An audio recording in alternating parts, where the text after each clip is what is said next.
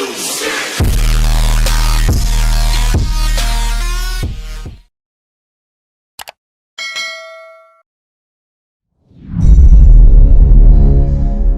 statistik didapat dari Kementerian Perdagangan dan juga dari Kementerian Perindustrian bahwa 80% bahan baku industri nasional Indonesia importnya dari Tiongkok. Satu lagi, kalau trading, beli barang jadi untuk dijual lagi, ternyata 70% juga barangnya dibelinya dari Tiongkok. Kita perjelas, bahan baku industri artinya bahan setengah jadi. Kalau trading itu bahan jadi utuh tinggal jual. Sedangkan kalau Indonesia ekspor keluar itu bahan mentah alam ke Tiongkok yang dibikin setengah jadi oleh Tiongkok lalu diimpor balik ke Indonesia sebagai bahan baku industri atau barang jadi. Bahan baku tadi yang balik itu 50%-nya dari 85% bahan baku industri. Kita diputer-puter barang sendiri sesungguhnya. Tiongkok untung di tengahnya. Hebat Tiongkok. Ini negara tetangga kita ini bernegaranya kok kayak provinsi jadinya ya. Apa Tiongkok segitu hebatnya? Atau negara tetangga segitu lemahnya bernegaranya, terlalu urusin politik dalam negeri sehingga ekonominya dibuat dalam tanda petik bergantung dengan Tiongkok. Nggak heran transaksinya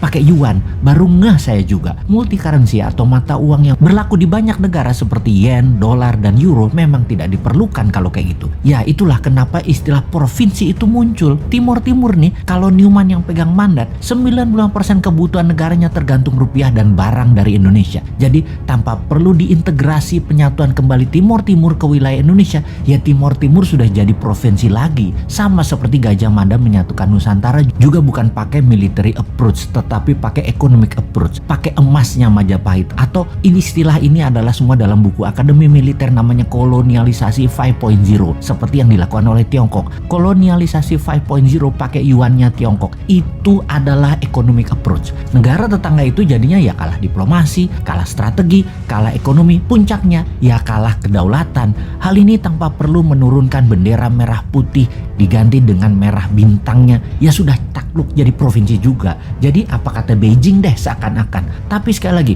untung masyarakatnya dibuat apatis nasionalismenya, nggak ngerti kedaulatan, nggak ngerti nation right. Kalau paham sudah ambiar tuh pejabat yang paling serba bisa itu. Saking baiknya atau nggak ngertinya bernegara pejabat puncaknya, di negara tetangga tersebut ada pejabatnya terbukti meletakkan uang di Pandora Papers aja nggak diapa-apain. Walau kalau ditanya nggak tahu duit dari mana tuh dapatnya pejabat itu. Pejabat loh ya. Rakyatnya kalau udah hal gini cuek. Mungkin sudah kadung cinta dan sudah kadung kena propaganda otaknya oleh ribuan buzzer bahwa anti pemerintah itu pasti kadrun yang kena radikalisme Timur Tengah. Bosman bahkan dibilang kadrun. Lah wudhu aja belum lengkap, ilmu agama tipis dibilang kadrun. Padahal kelompok oposisi yang kerjanya ngeritik tanpa solusi juga dihantam sama Bosman dengan pertanyaan sederhana. Lalu solusinya apa? Kepada para oposisi. Kalau solusinya hanya ganti pejabat, ganti pemimpin, sama aja nanti. Pasti bingung juga dan hutang lagi ketika penggantinya baru pejabat dari sisi oposisi. Sama pasti. Jadi bagaimana mengembalikan kedaulatan bernegara tanpa bergantung kepada satu negara yang saat ini menjadikan negara tetangga provinsinya Tiongkok. Secara terselubung,